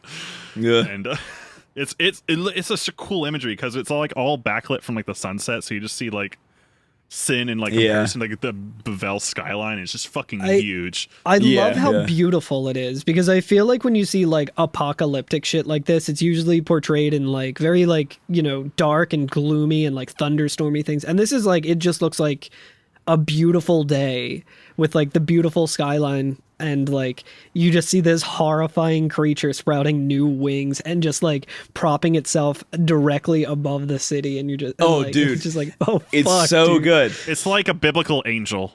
Yeah. Like all the fucking eyes and everything. I mean, that's probably what they're going for. And yeah, no, I was gonna say, I think tonally, I think that's for sure what their intention is with the environment that they're using, and kind of like the portrayal of Sin. I mean, even if you just consider the name of Sin himself, and kind of it's a little on the nose. His appearance and his name are kind of like this juxtaposition of darkness and lightness kind of together. Like, I think makes, like you said, it really is like a really, really pretty moment in the game. Yeah. But yeah, like you were saying, it like you lifts see the Fahrenheit itself just like dwarfed by kind of like in like kind of floating around in around it. It lifts itself up and perches itself like a bird would on the very tip of Bevel's temple, right? So like where the wedding was, like it is now like perched up on that. And I love in a fucking video game where like we see a previously used area become like one of the ending areas, and we like have this like weird familiarity with it. So like that's great. I love that. It's really cool how we get an even better sense of scale with skin. Skin. There's a lot of flesh on that boy. Yeah, just getting a better idea of just how fucking massive it is with like the last battle where we were actually like face to face with it and stuff. Like it's cool because like before when we were fighting it was just we saw part of it coming out of the ocean and we knew it was big, but now it's like the top of, I think, actually, like when we fight it in this upcoming battle, you actually I think do see one of those fins. Yeah, both of those fins, but it's like a horn almost on its back. It's so cool. It's nice to like look back on where we've come in the game thus far and be like, oh yeah, remember when we were on the boat going to Kilika and like that fin was so fucking enormous, and we're just like, what is down there? Yeah. Like, what could be causing this? It's wild because there are so many like movies where there's like a big thing like a megalodon where you just like, I have no sense of scale with this thing, so like the threat level and like my relation to this monster is kind of unfathomable, so it's not very interesting to watch. But because they've slowly revealed the monster over the course of like 60 hours of gameplay, we now like have an actual like literal sense of how big it is. Like we know how big that area is, we know how big the fin is of this thing, we know how big the arm is of this thing. We they've slowly kind of been revealing like how large this thing is, which really I think well is done. really cool. Do you think the fact that we were on top of Sin for like part of it too, like, oh shit, right? when we blew off Sin's arms and they I guess they fell to the ground, do you think they could be like used for eating? Like they could be like entire villages are just like, oh shit, we are set for a long time with this thing. Either that or it just completely decimated a village. If anything, if the person that I thought Titus killed by throwing the spear actually survived, the Sin Fin fucking ended the job, all right? It finished it off. Yeah, so the spear landed on someone in Kilika right after they finished completely rebuilding it. And they're like, oh, okay, that sucked, but all of my trials, all of my tribulations are over. And then they're like, hey, what's that now? I'm picturing like some guy walking and he just hears this thump right next to him. And he looks down, he's like, oh, dodged a bullet. And then like 5 minutes later, just like, what the fuck is this? All right, hold on. So I'm comfortable with saying that is a Sin wing. And if that's the case, deep fry it, put some buffalo sauce on that. You are ready for game day. I don't know if being a wing just makes it poultry though. Speaking of Pacific Rim, though, yeah, like a fucking Ron Perlman comes up and like salvaging all the bits and. Oh yeah, I forgot about Ron Perlman in that. That's yeah, he really plays good. like the kaiju like black market like leader who just like they scavenge for parts and stuff and like make all sorts of products from it. Yeah, Ron Perlman should play Owaka. You're right. I just know that Curtis would be the only person that would try to eat the wing anyway. He's a Sin's toxin denier, so. Yeah, what do you think the Sin toxin is on the Scoville scale? It's real spicy. It's so spicy it allows you to just completely neglect any responsibility for your actions and blame it on that instead. Hell yeah. Forget who you are and where you live. Yeah, exactly. It's fantastic. Where were you last night, honey? Sin's toxin. Titus tangent, sorry. No, that's so good. So we go back onto the bridge of the Fahrenheit, right? And Yuna and Titus walk in, and Oren says, "Jecht, he's waiting for you." Sid tells us the main gun is still busted, so he's not going to be able to give us any cover fire. And Titus just says, "Take us in, and we'll do the rest." And then there's a nice like little scene where he kind of like looks around the bridge and sees all the different party members, and they all like kind of nod, like, "Yeah." Riku's like on like second command now. I think she's like, yeah. There's since like originally we were only seeing like Brother in like the front like middle control panel. Now there's like a nameless Al Bhed and then Riku on like the right one. Yeah, Right, yeah. She's helping fly. Yeah, she like kind of smiles. Waka does like a goofy little like dance. He's a flex. He's like doing a fist pump. Yeah. He's flexing like Brother was. Yeah, like she's just looking around. He's surrounded by friends. They're all on his side. Yeah. He saw Brother's big flex earlier, and he's like, "That was so cool. I want to do exactly that and look just as cool." Dude, man, it's like my hair's only slightly dumber. We got guns right here. Yeah. Guns broken? No, Waka would be the one that would ask, "Did you get your tickets to the gun?" Yeah, for sure. Sid walks up to Brother and says, "Take us up, flush to the mouth, no mistakes, or I'm gonna tear out that mop you call hair." And then real good, real Philly dad energy. Yeah.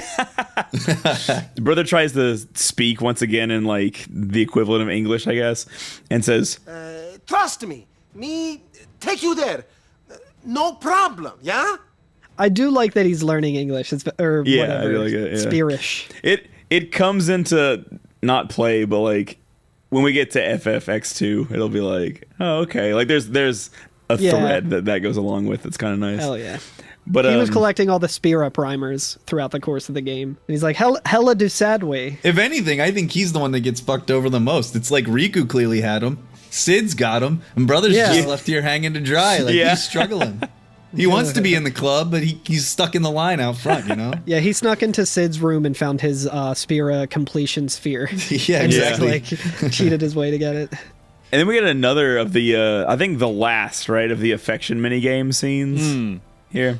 Right after Titus says, "Let's get ready to blitz." He says, "Let's get ready to blitz." And then I had Lulu say, "Let's go, just you and me," which is what you say to somebody when you're going to fight them. I was like, Lulu, are we throwing hands right here? That's the way she shows affection. You know? Let's go, you and me.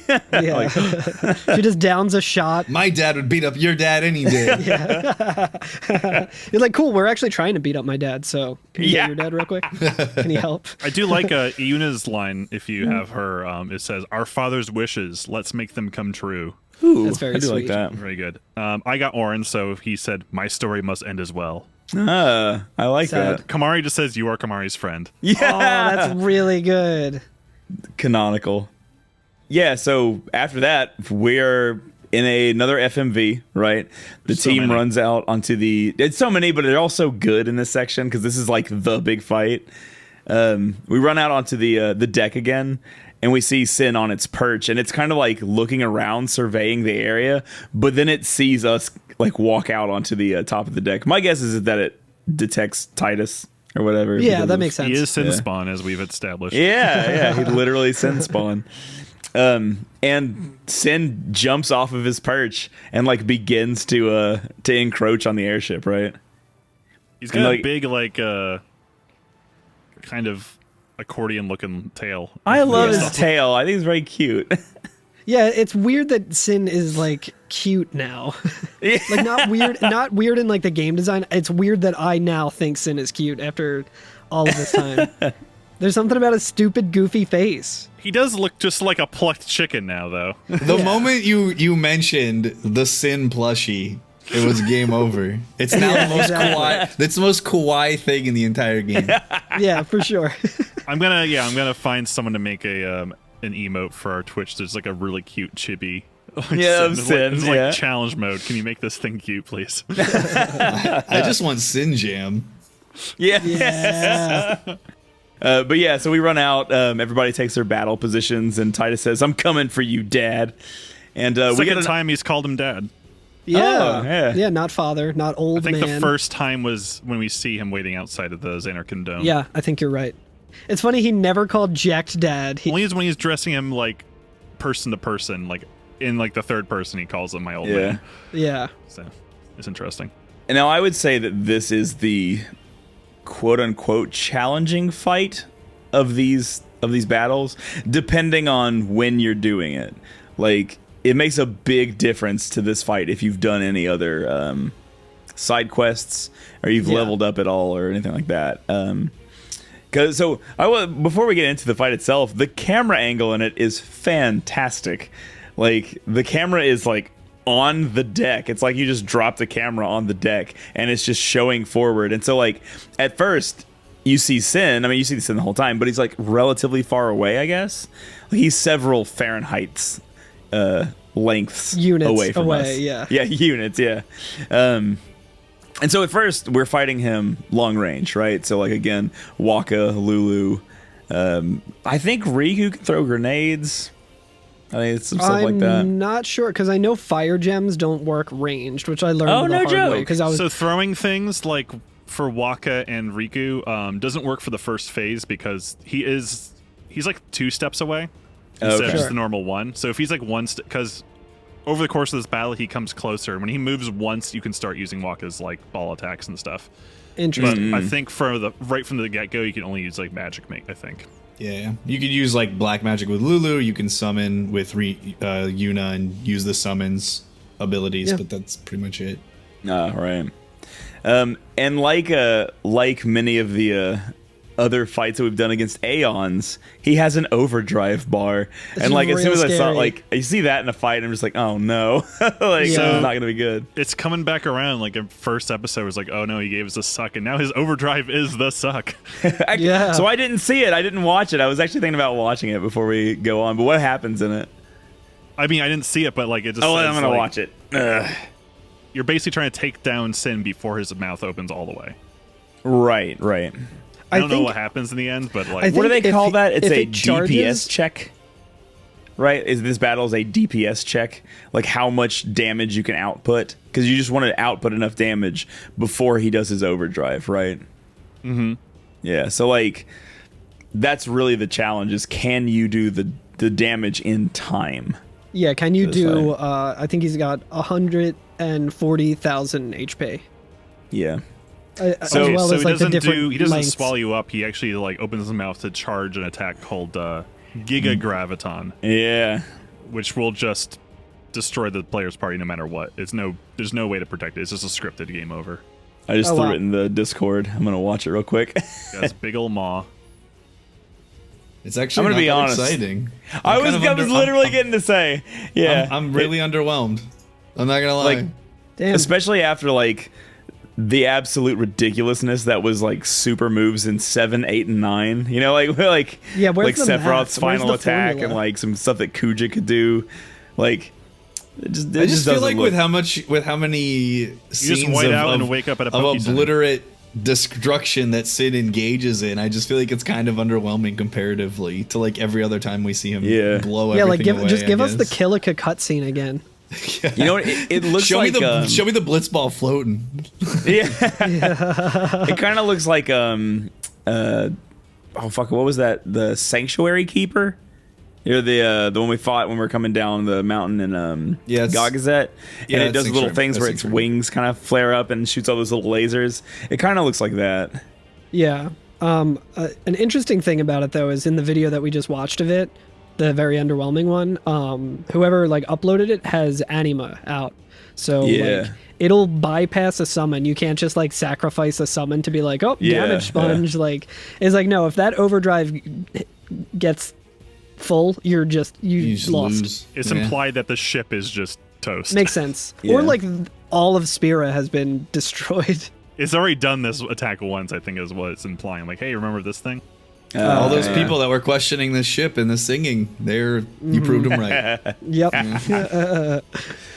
I had an interesting encounter where, like, as soon as this battle started, I just pulled out Yuna because she had an overdrive, and I pulled out the Magus sisters. Hell yeah. I was like, oh, I'm gonna fucking Delta this fucker because I have my final weapon. Okay. And my game froze. No. That's It didn't freeze. It was just everyone. They were just sitting there like doing the idle animations, the music playing, and nothing happened. Yeah, so that Really? means you, Well, Yevon, that's because absorbed you them. were unaware that if his overdrive fills, it doesn't matter if you have a summon, it breaks your game and your console. All of Spear is destroyed, and you're never allowed to play it ever again. Yeah, also weirdly, I know you're playing this on Switch or maybe Steam at this point, but it also bricks your 3DS if that happens, so sorry about that. You owe back taxes to the IRS when that happens. I'm about to fucking claim this. Yeah, you can actually steal some Supreme Spheres. Supreme I think is what Spheres. you or know there's Supreme Gems. Supreme you know Gems, there's sorry. Supreme The Spheres fast because they fashion have of the spheres. yeah, exactly. They have the little red rectangle that says Supreme on them. That's how you know. There's only 3 of them ever made, so they're really rare. Yeah. Yeah. Apparently, you could have also stole it from just the left fin, which is interesting. Yeah, so I'm wondering how that works. Like, maybe you need to teach Waka, like, Mug or something weird. I don't know. I might want to try that later. Because I I mean, probably you have to can do this again. You can hit the fins up close if you just pull in with them. Oh, okay. Yeah, you can Interesting. just like attack them physically or steal from them normally. Yeah, whenever you get Sid to. Yeah, it seems like it's like difficult to get. Like it's pretty much only here or like super bosses, I think, to like maybe get a drop from them, which would require farming that no one probably wants to do. I don't know how useful it is with like customizing or whatever, but Looks like the Supreme Gems are used for crafting either. you can teach Aeon's Ultima with that. If you have 99 of them, though. If you have 99, so. But you can craft your weapons or to have plus 20% magic or strength. Yeah, which is pretty good. So during the battle, the other thing that you're kind of contending with is he can cast gravity and do some other like little, there goes. Oh, there goes gravity, Mom Spaghetti. I think he just does Gravija, like just regularly. Like there's not really as much fanfare around it. It's just like, oh no, I just do that now. Yeah, right. And I like that, like every now and again, like every other turn or so, he just zooms in, right? Like he gets closer, or I guess we get closer to him because it says "drawn to sin." So I think he's like pulling us in. Much like I am, because he's cute. Yeah, and like eventually we get so close to him that he takes up basically the whole screen, and like can fight him. It's great. Point blank, yeah. Yeah, I love that shot because like you just see all of his. They're just booping snoots. They're just booping snoots, and like I love all of that his Riku fucking just eyes are runs up just to him and, freaking like, out and vibrating around. It's just nasty as shit. I love it. Hey, just punch him in the nose like a shark. Yeah, that's Riku's strategy. That's right. Yeah. But it kind of goes back to like what you were saying about how like, you know, kind of how they set the camera up for the whole shot for the combat is pretty cool. And then, you know, as it draws you closer and closer, you're just like, oh, okay, so we're here now. And then you do some more battle, and then it happens again. You're like, oh, so we're here now, you know. And it's like right up there. I also agree. I think it's like one of the most interesting like combat screens, I guess. Like just the way, you know, he kind of starts out kind of far away, and like, you know, there's some skyline, and then as you get closer and closer, it's just like you like quite literally face to face with Sin prior to the very end game, which I think is pretty cool. Yeah. Also, all of his eyes are fucking twitching out. And dude, it's like I really love unsettling. it. They are freaking out. There's me doing an overkill with Orin with 5 9s. That's very sad. It's I think this is like, you know, Dr. Alan Grant face to face with the T-Rex kind of thing, right? Like, That is one big pile of shit. Trying to remember if there's a scene where Sin bites somebody in half while they're like in a toilet or whatever. It was me whenever I heard Eyes on Me. It came on and I knew it was time. And when you gotta go, you gotta go. That was Exactly. you, Yevon, like in the early days, like because he said he's been getting better at like making Sin. Yeah, right. Which, speaking of, because we've said that like Sin is like always comes back, but does Sin always look the same when it came back as well? That's a good I question. don't know. Is there, because like since the columns are getting shorter and like gets more powerful because he just absorbs the Aeon that defeats Sin. Like I'm curious if he just keeps upgrading his ride or whatever. Like was Sin much smaller in the beginning or whatever? Yeah, Sin now has a DVD player inside of him. Sin 1.0 had like one shed on top of his dome, and this is like Sin 20, so there's like a whole fucking city up there. That is the porta potty in question. It was just like one porta potty Yeah. on top of the Sin. Original Sin is like the Camry, and the one right now is like a Lambo. It's like They're gonna be real they're gonna be nice. taking an annual census of Sin's metropolitan area in the next couple Yeah, of Sins for right. sure. So Wawa is only on the East Coast and Sin is where you can get it. Yeah, the Sheets Wawa throwdown on Sin is like out of this world. It is Yeah, a it's- bloodbath. Next level proportions there, yeah. Tom Nook is organizing the whole thing up there. Yeah, Animal Crossing takes place in that city. It's nice. He's got Sin's like finances in a vice grip. He ain't going nowhere. That's why you can't use Nabgil, because it's bells instead.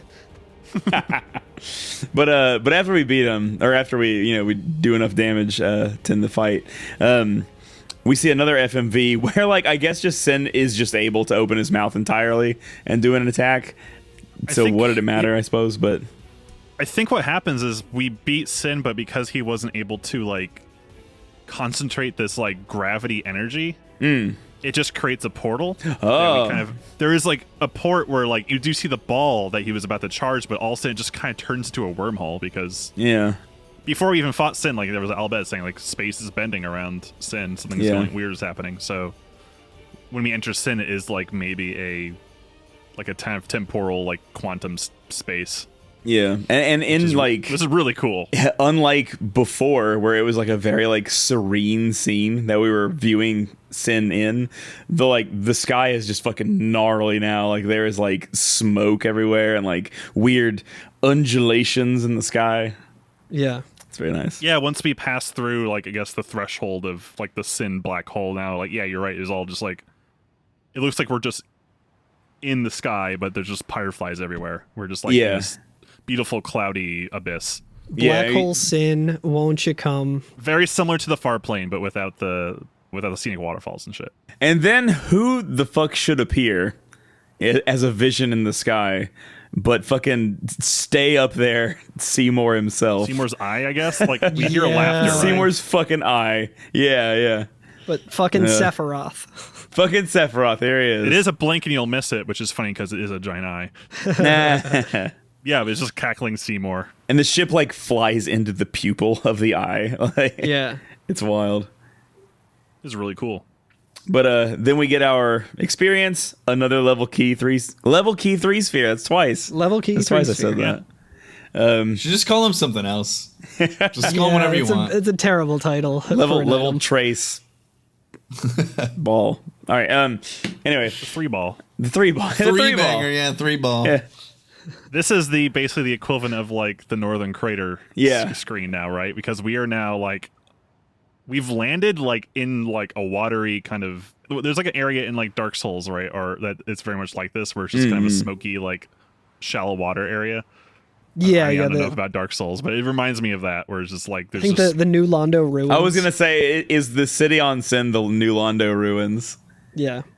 We have to go fight the fucking 4 kings at the end. Wait, is that New Londo? Yeah, that's New Yeah, Londo. yeah. That's I think it's one of those things where if you had played any Final Fantasy games prior to this, like if you played, 6, 7, 8, 9, 5, whatever, like it's like one of those things that when you land there, you kind of know, like, all right, we're getting close to yeah. this is the it. beginning and the Yeah. end for sure. Like Yeah. there's definitely like a Final Fantasy final area, we'll call it, kind of vibe that they typically kind of bring to the table. That's a nice contrast from wherever you just were, and this definitely has that kind of transition from, like you said, kind of like even like the sky itself being from this very serene kind of mellow to, you know, this kind of craziness, and then this transportation to this wormhole into this, like, I don't know, glowing, colorful abyss kind of thing. And you kind of know, it's like a dark farplane. It's a portable farplane. Yeah, and I think that they for sure probably drew some of the design for Inside Sin from, you know, the way that they designed farplane. I think that they have a lot of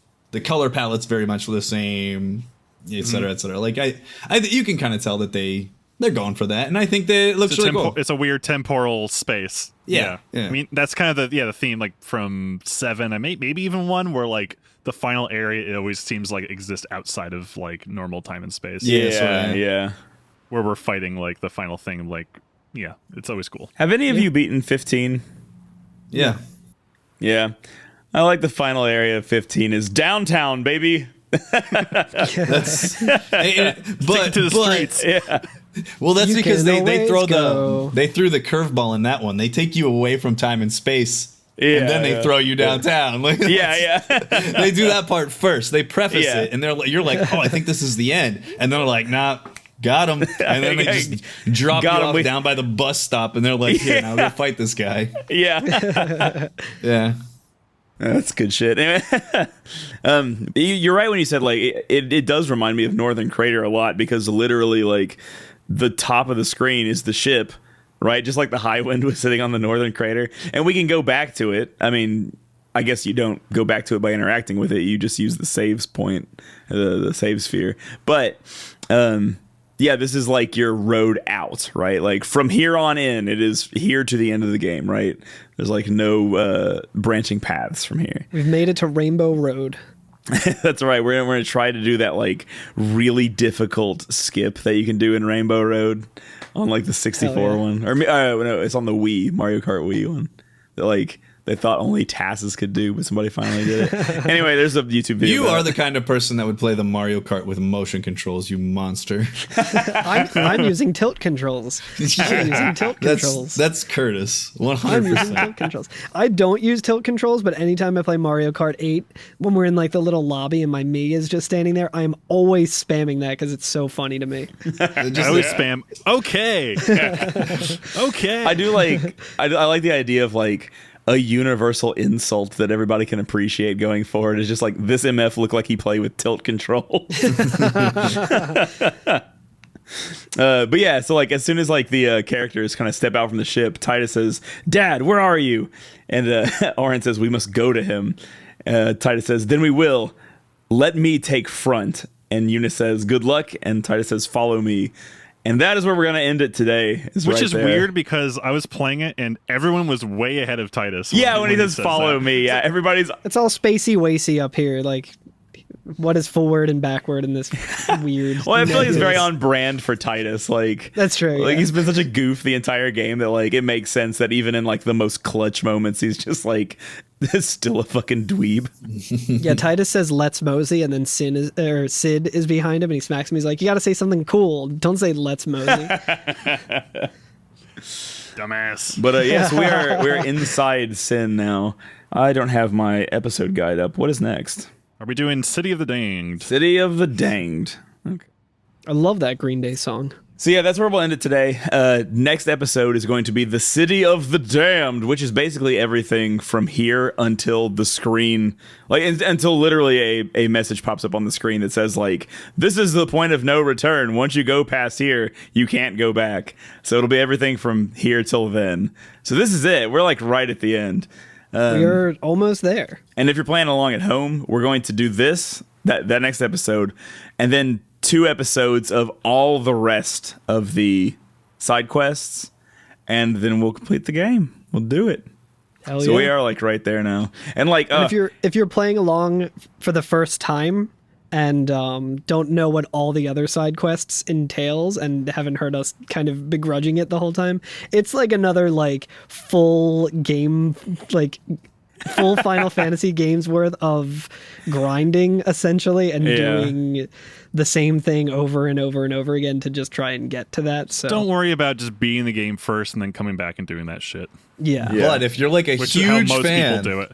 If you are a huge fan of the music that plays outside of the monster arena, like where you go talk to the guy in the calm lands. Like, you're going to fucking love it. That sounds pretty good, and it sounds extremely Final Fantasy of like other Final Fantasy games. Like there were points where I'm like, oh, that sounds like the song in 7 or the song in 8 or this. Like that must be a Nobuo track. It's got to be. It sticks in your head, man. It's that, and then there's like the dragon puppet, I guess, that's on his hut that just like it's like a weirdly animated thing. Bends back and forth the entire time. Yeah, I think if you interact with it, it says it's alive. It says it's alive. Yeah, it's, hell yeah, it's great. So I hope you guys are excited for that. Yeah. So have fun doing that for 50 to 70 hours. Yeah, it's an entire another playthrough of Final Fantasy. I've just been slowly doing it for the past couple of weeks, and I realized today that as of this month, which is only like 13 days in, or Jesus Christ, 17 days in? Jesus. Okay, it's not as bad as I thought then. But I've sunk like 50 hours into just doing that, I think. I love this game, but I can't wait for it to be done. Same. Same. So it's like starting to overstay its welcome. So I think now, so we did the big fight with Sin today, right? Like this is like the big fight that we did. So I really have one important question for our guest today. How do you feel about Bravely Default 2? You like it? I'm liking it pretty well. It's pretty good. It is out of this world good. It's so good. It's great. I think they basically took all of the stuff that I liked about the first one enough to want to play the second one, and I thought everything was better across the board. Really? And I typically don't have that positive of a review of a game. I find that I am kind of a harsh critic about things casually, but I think the characters, I think the story, the combat, I think they took a lot of the things that drew me into the first one, and I thought that they kind of brought their A game on the sequel. And I am not a huge handheld game player. And so I was glad to be able to play it on like my computer monitor with my Switch hooked up to console mode. And yeah, I loved it. I thought it was great. I had so much fun playing it. Fantastic. I would highly recommend it to anyone. If you're a fan of like Final Fantasy V, especially if you played Octopath Traveler and you think that Octopath Traveler was where that battle combat style originated, you're wrong, and play Bravely Default. You're welcome. Like, I really couldn't recommend it enough. It's great. Hell yeah. So I have one quick follow-up question regarding that. Sort of not related at all, but how do you feel about Madoka Magica? Oh, it's fantastic. Madoka. I think I gave it like an 8 or 9 out of 10. Yeah, I've never in my life ever been like, I do some introspective thinking from time to time, but never in my life have I ever really asked myself something like, I wonder what it would be like if someone just told me, hey, we're going to take magic and an acid trip, and we're going to go for a ride together and throw in a word that looks like a delicious Spanish treat, which is a paella. And now you're going to just have at it. And yeah, it was great. Yeah, I liked it. It was good. It was really good. It was really good. Muttski and I are gonna start our own spin-off podcast where we just talk about Madoka, just episode by episode. It's gonna last all of 10 hours. 10 episodes. Let me on for the third episode, baby. It'll be like 30 hours. Yeah. That's it. That show is just good feelings all the way through, ain't it? Yeah, it's just a feel-good anime. It's a nice little slice of life. Anyone who's like having a bad day, definitely go and just watch all of that and you'll absolutely feel better. Please do not do that. It's very sad. It'll make you very sad. It is like if you're ever like someone that has never battled crippling depression and you want to know exactly what it feels like, yep, that show will take you there for sure. And if you're someone like me who does battle crippling depression from time to time, you'll know that it scratches the itch really well, and it's the kind of weird, like masochistic kind of relationship you have with depression, where you're like I think it's like Billy Corgan who said like I fell in love with my sadness. It's like that. Because I don't know, did I ever tell you how I ended up into actually watching the show? I don't think so, no. Okay. So it's actually kind of a funny element to it. So for the longest time, I really was not really ever into like the anime thing for most of my life. All right. And eventually someone got me to watch an anime that I was like, oh, that's actually surprisingly good, which was Full Metal Alchemist Brotherhood. All right. Hell yeah. And from there, someone was like, you should watch Madoka. And I looked at it, I was like, this looks like everything I don't want to watch and why I didn't want to watch anime forever. And they were like, just do it. It's not what you think. And I'm like, they say just get to episode 3. Just get to the third one. This is definitely what I think. And then I started watching, and I'm like, 5-10 minutes in, I'm like, yeah, this is pretty much what I thought it was going to be. Not really You're into like, this. anime And sucks. then it just takes the sharpest hard left. And I'm like, what the fuck is happening? Yep. It's really good. Good shit. Yeah, it was good. It was very good. It was very good. Hell yeah. So sadly, that show does not have any F's in the title, or else it would be appropriate. But every M and M. every And then we also discussed Fudoka. the music of Marshall Mathers, which we already do on this podcast as well. I did not mark that one down on my music references Swanzig didn't get, because I am positive he knows who Eminem is. Yeah, but does he know I'll his give him name that is much Marshall credit. Mathers? Yeah. I think he would recognize Mom's Spaghetti, right? Yeah, for sure. all right. Well, Thanks so much for coming on, Muttski. Thanks for having me. I had a blast. It was a lot of fun. Yeah, this is great. Thank you so FF10 much. isn't like my favorite of the games. I do like the game. Obviously, I like the game, but it would be in my top half of all of them. But it's not one of the ones that I like broke into the scene with, and it's not one of the ones that I'm like, a diehard about. But I think it's a great game to talk about, and so obviously I had a lot of fun talking about it with you guys. Where can people find you, Muttski? Yeah, we're the plugs for Muttski. They can find me if you would like to find me. I am a Final Fantasy speedrunner. I speedrun and stream on twitch.tv/Muttski. But if you'd like a better feel for kind of like what I do with a bunch of people on YouTube, you can watch any of the marathon runs I've done on Games Done Quick. Just type in Games Done Quick, Final Fantasy 9 or Final Fantasy 8, and you'll find them. And I think that those are a really good representation of kind of what my involvement is. And people tend to really like them. So check those out. yeah. Don't trust Mr. Swanzig. Muttski is the only person in the world that Mr. Swanzig is proud of, I'm pretty sure, right? I've got the poster to prove it. I think you're the only guest with a photo of another guest. So for I'm sure Corey's got a photo of me. Did you guys see the poster that I bought him yeah, I did. Yeah, yeah, as a housewarming gift? yeah.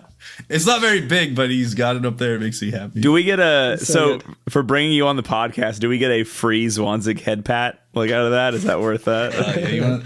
Yeah. I'll give him. I'll give him a noogie. How about that? I know he's a friend of the show. So Yeah. Yeah, former guest. good people. Yeah, he's great. Wunderbar. Wunderbar.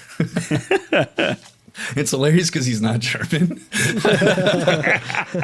but he lives in Germany now. So I guess there's that. Alex, would you like to draw us closer? Thank you to Neither Round for the theme music. Thank you to Nobuo Uematsu, Masashi Amuzu, and Junu Nakano for the game music. Be sure to rate, review, subscribe wherever you find us. Call us at 530-MATERIA or find us at every FNFF on all the things. And as always, the final podcast with Sin. I say we get this show on the road. Awesome. Sorry, clip that out. Yeah, you did, but it was great. A little bit. Yeah, I feel like that's fitting. All right. The podcasters would be out of a job if it was this easy. Yeah, I really was gonna do it. Bye. Bye.